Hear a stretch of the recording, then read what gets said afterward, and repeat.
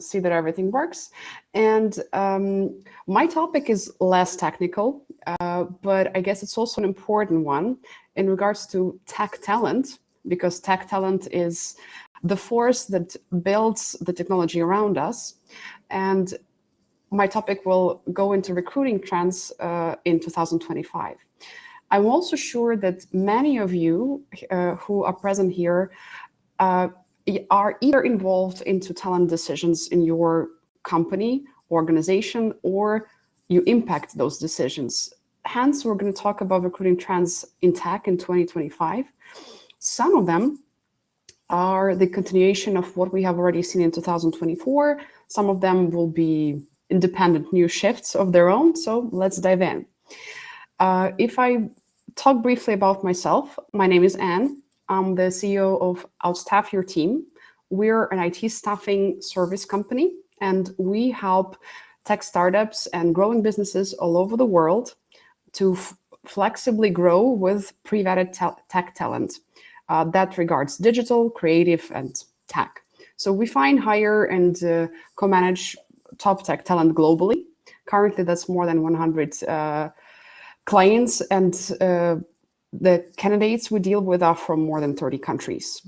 And today, I'd like to share some of the findings from my team, the ones that we stumble upon when communicating with our clients, and some of them are our observations in the industry per se. So to touch upon the agenda, what I wanted to highlight today is that we live in very interesting times, don't we? So many things are happening. First of all, there are political shifts, economical shifts. If we imagine how our life was like 10 years ago, we know that today it's totally different. So much has been introduced on the tech scene, and so much has changed as to how our day goes from the beginning to the end of the day. So a few factors that are shaping up our reality in regards to talent and so on are macro factors. So in 2025, the tech industry presents an interesting mixed scenario when it comes to tech talent, with elements of both employers market and a candidates market, depending on the context and the skill set. So on one hand, you probably see, and you can't just not notice the layoffs that started like 2 years or 3 years ago, and they continue with major tech companies like Tesla, Amazon, Google, Meta. Those continue to lay off their employees, and that indicates a challenging environment for job seekers, especially in traditional roles.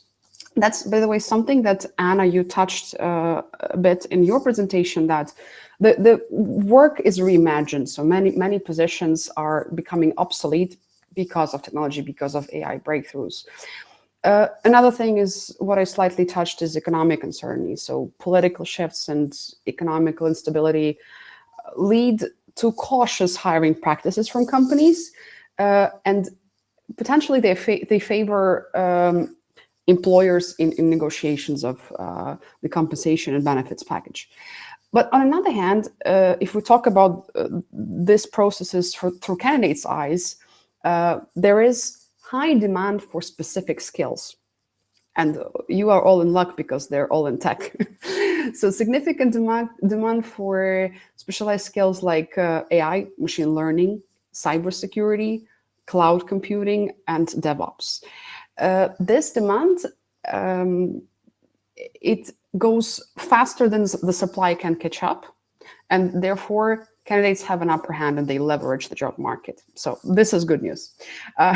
Another good news is that what we've seen at the beginning of the year is that job postings surged, especially in the US, in the tech job market, and it's about more than 7 million tech job openings in the beginning of the year. So this, again, reflects a strong demand for tech talent. And another thing is that with more stable interest rates in the US and easing inflation, employers generally have a cautious optimism. So again, tech sphere seems to be transforming and going forward no matter what. So To sum it up, in 2025, the industry is experiencing two-speed job markets. On one hand, traditional roles are having a harder time, and the new ones, the innovative ones, the ones that are related to AI, are thriving. So for traditional roles affected by layoffs and economic uncertainty, will lean towards employers market, and vice versa. Candidates market will be the one connected with technologies. And what we're gonna, from that on, we're touching on a few things like the demand for IT talent, the critical skills that are relevant in 2025 and onward, how AI comes into the picture and how it can help you recruit the best people out there, and technology that you can use to recruit top tech talent. So if we start talking about the demand for IT talent in 2025, the main driver, of course, is the technological advancement and AI. So digitalization that we saw during COVID and post-COVID years continues. It goes on very heavily. So this is not going to change, and we're going to see it throughout 2025 and onward. This shift indicates, again, you probably see this everywhere. You have lots of postings of ML engineers and so on. So companies need more software engineers, AI experts, cloud architects to build and maintain the systems. And salaries indicate that pretty much right away. So this is a non-negotiable indicator of the fact that AI jobs are on the rise. So in 2022, as you can see, again, this is US data. So salaries for AI specialists were around 231K, and 2023 that went up quite significantly to 268,000, and March 2024 that went up to 300,000. In 2025, we're expecting the same growth, if not higher. So I can also say from our experience is that ML engineer and data scientist positions are the hottest positions we have, and they are the fastest to be closed right now from any industry. So whichever client comes to us, ML engineer position is the highest demand in data scientists.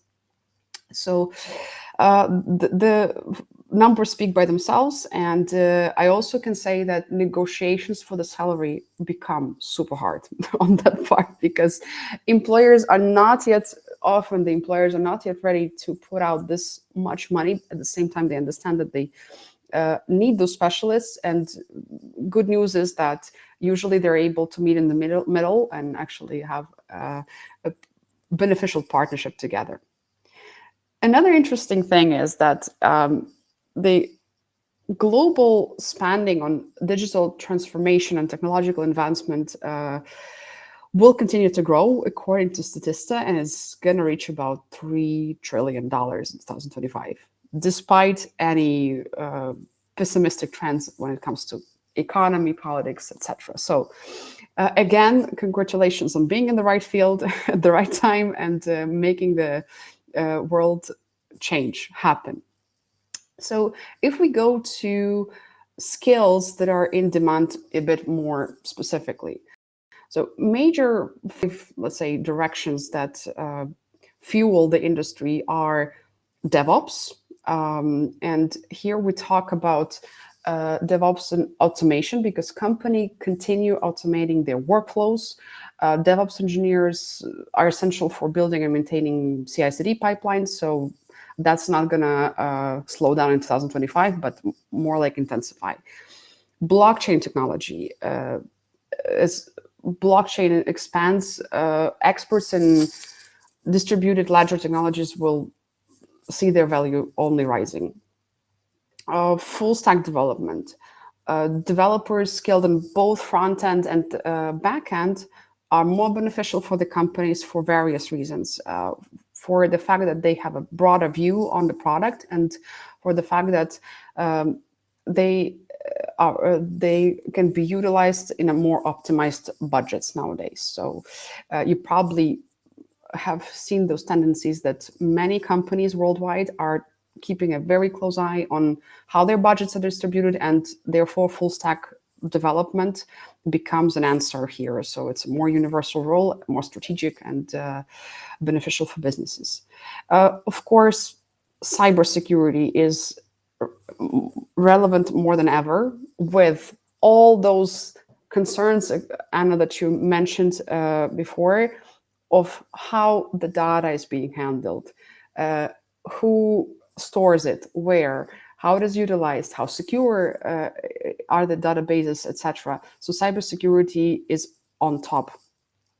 And of course, AI. So much has been said, so I'm not gonna open the make a breakthrough here. So AI is with us and is here to stay and grow further.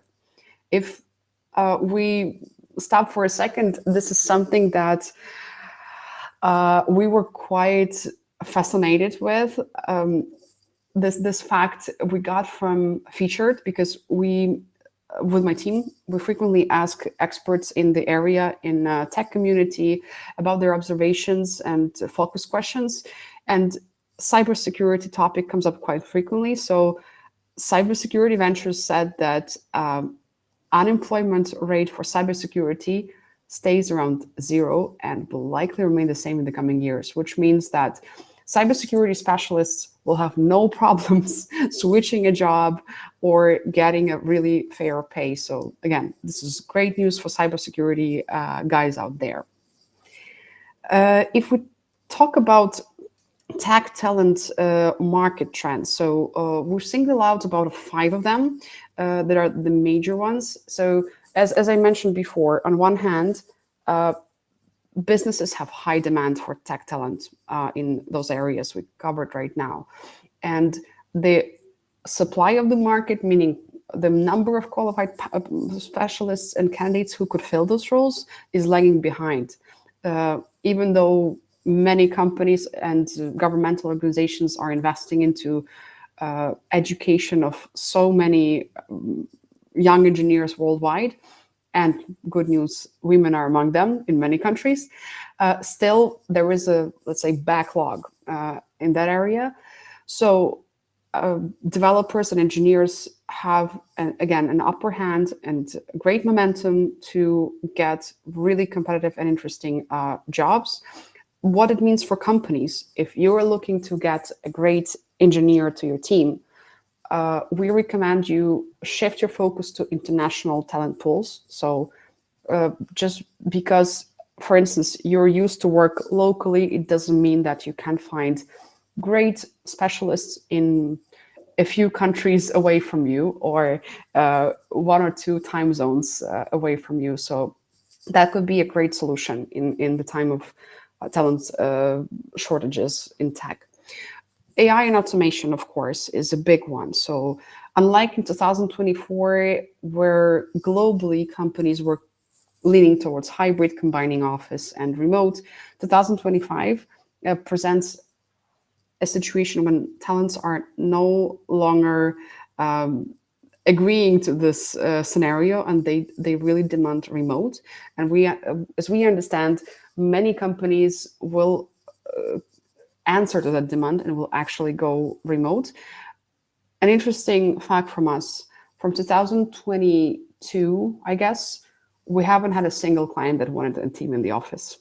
So all the projects we hired for were fully remote when it comes to tech roles. So in a way, this is a good sign, because we're becoming more flexible, we're becoming more diverse, because businesses are more and more ready to hire elsewhere, not just in their headquarters country.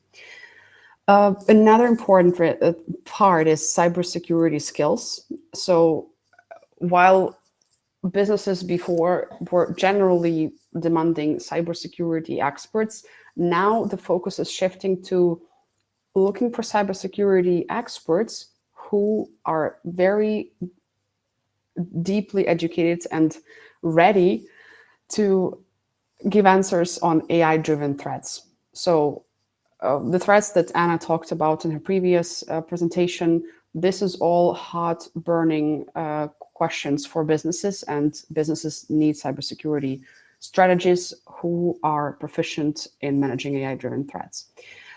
Employee well-being is also a big one. And that comes from the new generation that are stepping into the talent market from tech, Generation Z, as we call it.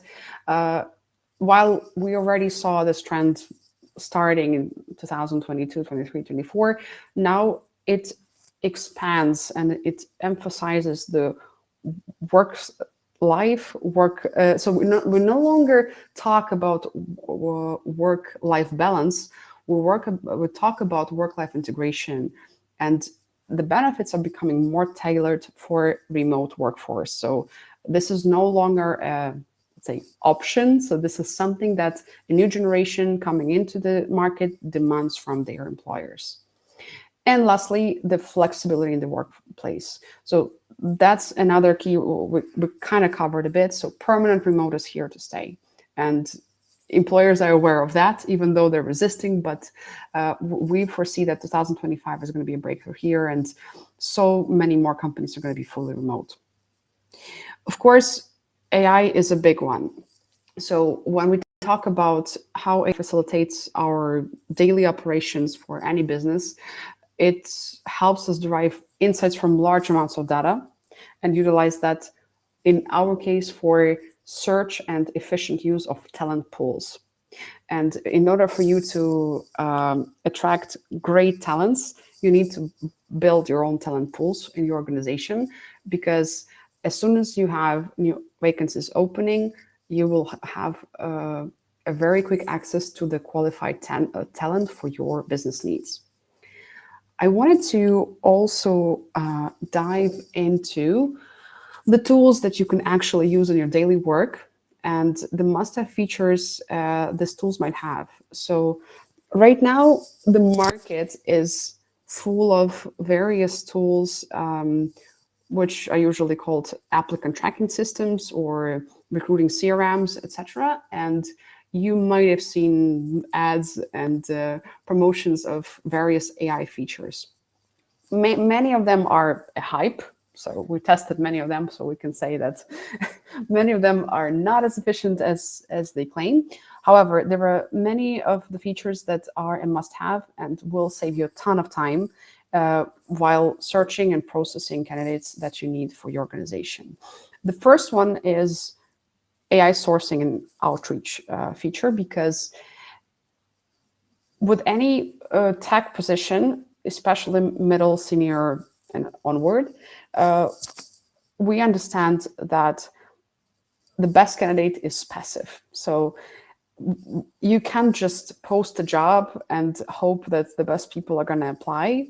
Typically, these are the people who change the jobs often and are not as, let's say, driven by your mission or your impact that you're trying to make with your product. So we, as a company, as a provider of talent, we share this approach, and we have systematic sourcing and outreach strategies built for every client and every position that we're going to be closing.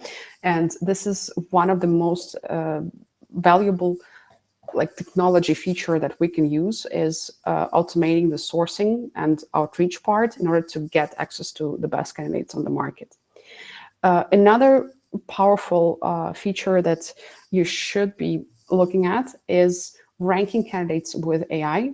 Again, there are many systems that offer this feature these days, even though it's still in progress and is not yet giving the most accurate results, especially for the reasons that it takes a while to train the system, of course, according to either your company policies or according to any other input that you're giving the system. But nevertheless, if you start this journey now, you're already ahead, and you'll be able to rank candidates quicker later on.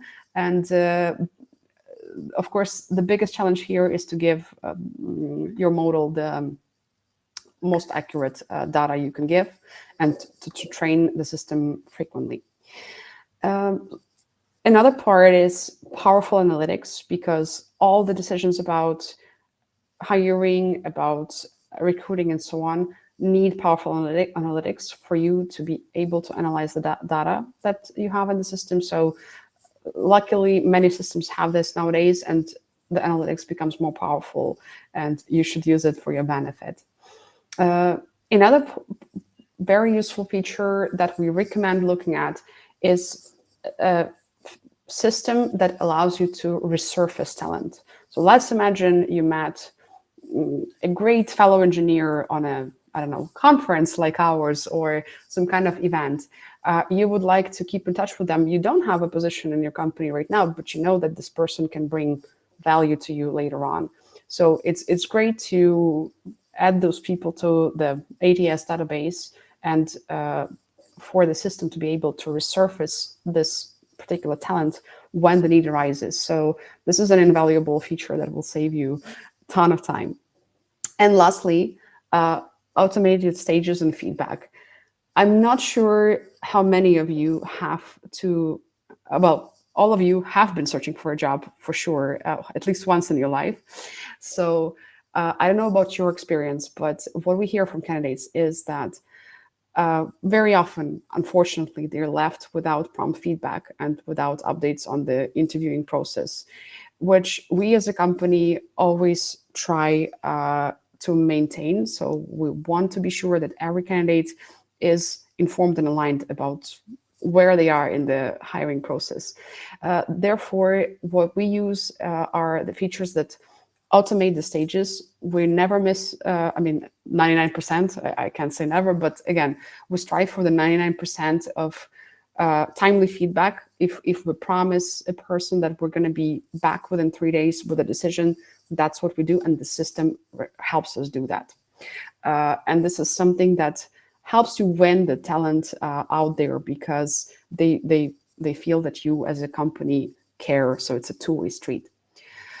So these are the most useful features you can find out there, and I recommend looking at when you're setting up or updating your recruiting efforts in your team, company, organization, etc.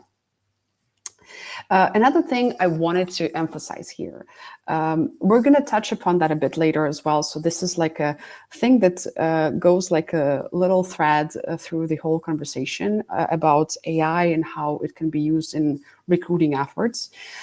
The authenticity part and common sense.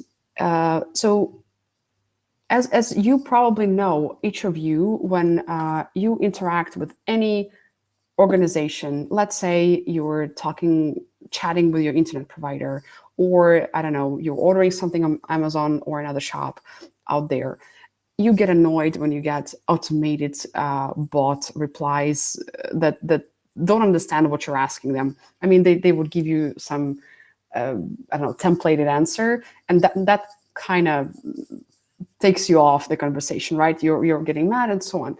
So we understand that about candidates as well. Lots of companies now introduce simplistic, sometimes more advanced AI solutions. This conversational AI that helps candidates chat with the company's AI assistant and apply for the roles. However, very often those tools lack the human connection part, and again, the authenticity is lost. So whenever you would speak to an actual human, you would definitely get more empathy and understanding of your question. So before you introduce any of the systems, what we recommend is stepping into the shoes of another person that's going to be going through the steps and understanding how they're going to feel about so much being automated on your end. So you always need to, again, this is our opinion, this is our approach, but we think you always need to have room for a human connection if something goes wrong. So for instance, even if you're introducing an AI conversational chat solution or something similar, please have an option for them to reach out to a human if anything goes south. So that's just a little note that we're going to be adding here and there on what you can use and how to keep the human part component in it. And a few other things that we wanted to highlight that might save you time and might help you be more efficient in your recruiting efforts are a few trends and approaches you can use in selecting your tech talent. So one of them is this approach, which is called skills-based hiring, is becoming even more I don't know, widely used in 2025 and will be here. So what we're seeing is that companies are finally shifting to prioritize skills over the degree. So, you might have a degree from a very well-ranked university, but at the same time, a person might lack, I don't know, practical skills. They are not familiar with, I don't know, how things work in your organization. So you might need to train them for a long time in order to be adjusted to your workflows, in order to be adjusted to, I don't know, your methodology, etc. So we see this as a very well-working approach, is mining the skills first and credentials second. And numbers and reports from the industry market confirm that. So Harvard is among them, and they say that number of jobs that focus on the credentials and degrees is decreasing. So in 2025, the skill-based hiring trend will continue, and especially in tech. So again, what can help you here? You can rely on all things practice, GitHub, LeetCode, etc. Helps your future peers showcase their skills. Live coding interviews help them just like show you their potential, and you are able to see if this is a great fit for you, your company, and your project based on the actual skills. Another thing we widely use is hard skills platforms. They help us with providing tech specialists on most widespread technologies out there, whether it's programming languages or frameworks, databases, etc. The three that we recommend the most, again, they are good for different purposes. However, I would probably point out HackerRank as one that helps you with AI-driven code review, which can, again, save you a lot of time. I'd argue that you need human oversight for that. However, again, you can build a system that helps you save lots of time. And they're good with plagiarism detection. Codility gives you automated grading. Again, good with plagiarism and good skill benchmarking. And lastly, the CoderPad system, which gives real-time code feedback, something that you, I don't know, need to mind if you want to share the feedback with the candidate right away or you want to give it later. That's your strategic decision. And error detection and code playback analysis. So these are the systems you might consider to introduce into evaluation of candidates as you go forward in 2025. Along with hard skills, you probably care a big deal about soft skills as well. So we also use soft skills assessment platforms alongside with human assessment. So again, the common sense needs to be integrated into your automated system. So of course, you care who joins you culture-wise, no matter how bright they are technically. And you want these people to succeed in your organization for the right reasons, for the right motivation, and etc.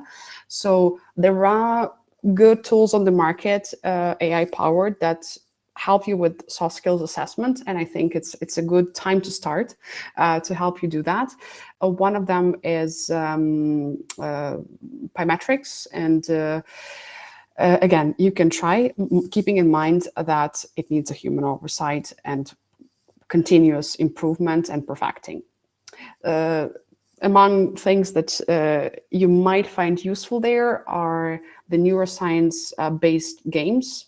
And very often, by the way, these platforms and systems, they use really good scientific approaches into evaluating candidates. And very often, they again, depending on the provider, but very often what they do is they let a hiring manager, let's say, note their feedback first, and only then the system will give you an AI generated feedback. So that reduces bias in a way. So they're not going to give you the answer first. So you're not going to change your evaluation based on what AI gave you. So that's a smart move. Another treasure box of ours, one we rely on heavily, is one-way video interviewing platforms. There are tons of them on the market, and you can choose what works best for you.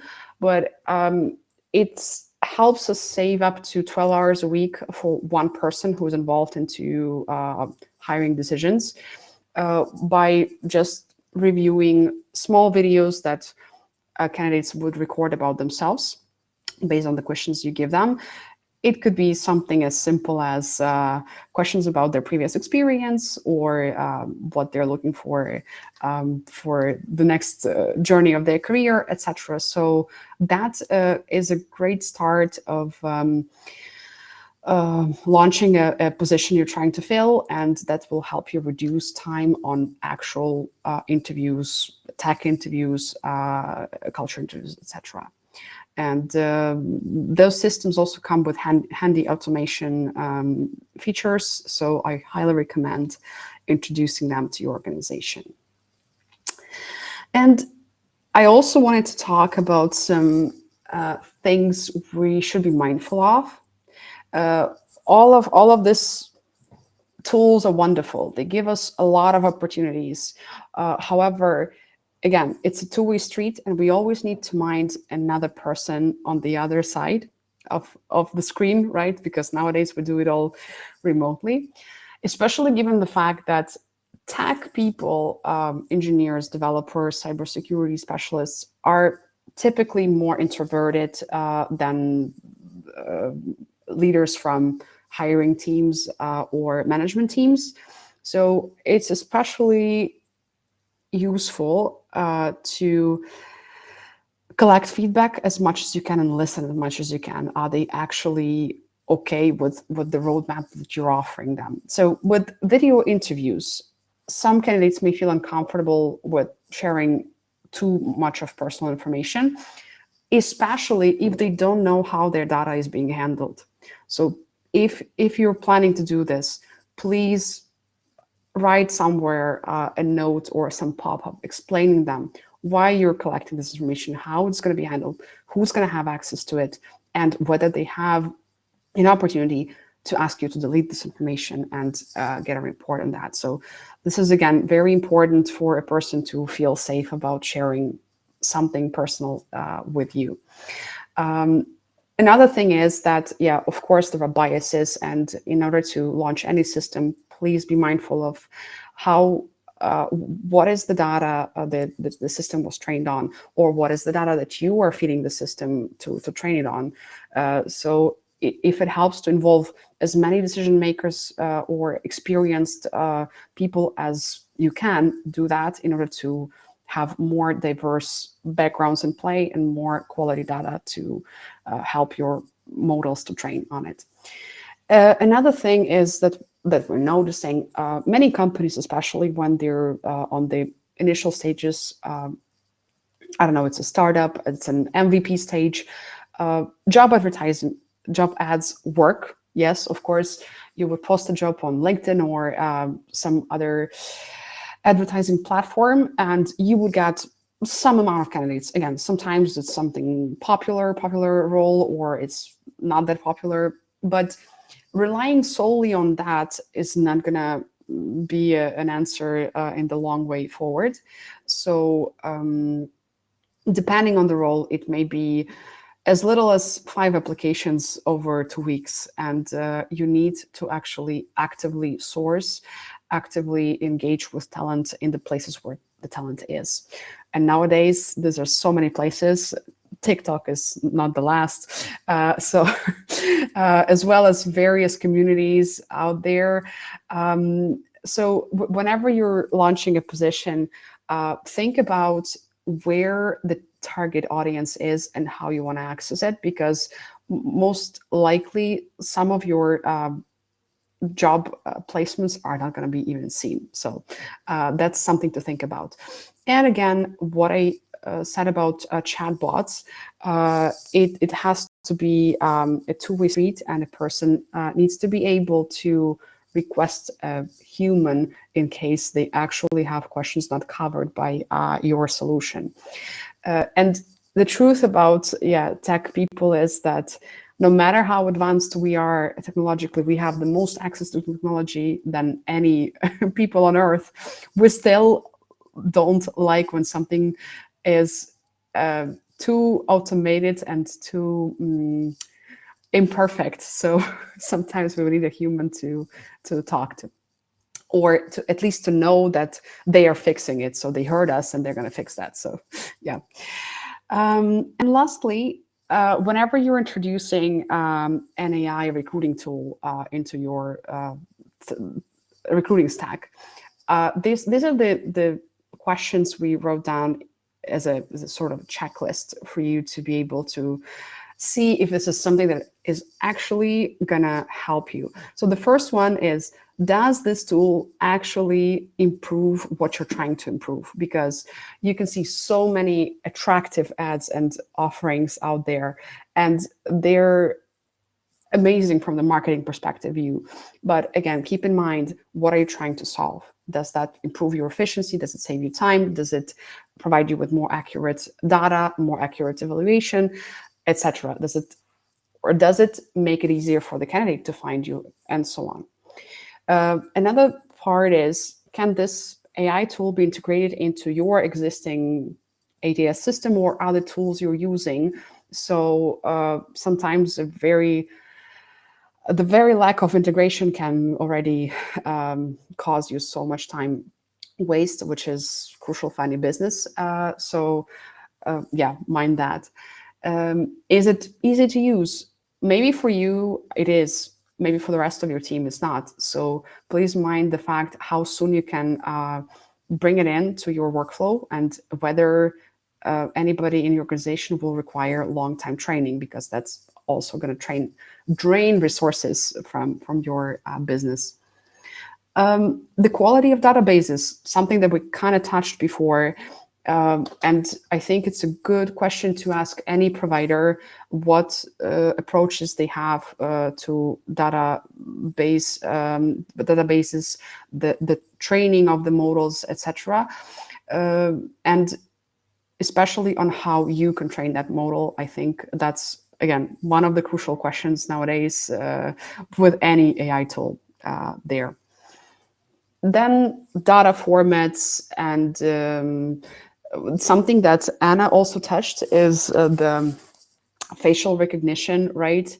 So whether this tool can recognize picture-based resumes or not, or you're going to be working with just Word documents or PDFs. Again, it might be as simple as that, but it can break your whole workflow. So do you need a tool that would do picture-based recognition? Maybe you don't. So think about it. Who is accountable for responsible AI usage in your team? So, of course, larger organizations have this kind of teams, and this is something we talked about when we covered the cybersecurity and informational security demand, which is crazy, again, for that purpose, because companies understand they need to be accountable for AI tools, what they process, how this data is stored, etc. Whether you're in line with data protection regulations like GDPR, CCPA, etc., whether you are in line with all the legal requirements, and whether it's ethical per se. So that's something to think about. And how advanced are your recruiters? Are they ready? It's as simple as that, but maybe you need an additional training for them. And how much does it cost? That's always a question of any business. And I would always recommend to evaluate the cost efficiency of any tool, what its investment is going to require, and what return on that investment is going to bring you. So these are the few things to check when choosing an AI recruiting tool for your business. And lastly, I wanted to cover a few other trends we didn't speak about that much, but they're going to continue shaping up 2025 in the context of talent acquisition and tech. Data-driven recruitment strategies are going to be here and going to intensify. So data analytics is and will be in the heart of every recruitment decision and strategy. So ensure that you have or your people who are involved in HR decisions are using predictive analysis to anticipate the hiring needs, to track your effectiveness in talent acquisition, and measure recruitment process and success. Again, AI-driven tools are able to monitor candidate journey, help identify areas to improve the hiring experience, and so on. So this will help you be more efficient. Another part is diversity, equity, and inclusion. In IT hiring, that one comes, again, from candidate's perspective, and it's something that you need to mind. Depending, again, on the size of your organization and depending on your policies. But in any case, what we're seeing is both companies worldwide, plus the candidates, are more open to various cultures, various backgrounds. And according to HR Congress in 2025, DI initiatives will be more than just taking the box exercise to get a quota filled. So it's going to be an essential requirement to attract a top talent, because in the new generation that enters the tech force, it might be actually a reason they're not going to accept your job offer just because your company is not diverse and does not include other talents. In case of ethical and sustainable IT recruiting, that's a broad one. Ethical part here is really broad. Again, I'm can't emphasize enough that you need to keep in mind the journey of another person on the other side of the screen. How ethical are your practices about data collection, about interaction with the candidate, about how you provide feedback, and how all of that is sustainable, meaning does it actually require any footprints, etc., etc. So just that alone can also detract the best tech talent from you and from your organization. So all these things in mind are going to be super, super important in 2025. That's about it. That was the last slide from what I wanted to cover with you today. If you need a piece of advice or simply have a question about tech recruiting and talent acquisition, you can connect with me on LinkedIn. I'll be happy to get acquainted more and share my experience. And I also am happy that I could share a bit of our knowledge and a bit of our expertise with you today. I hope it was useful, and I thank you for your time. Perhaps any of you want to have to ask a question. So I believe we have about 10 minutes, right, Anna? Yes, so I'll be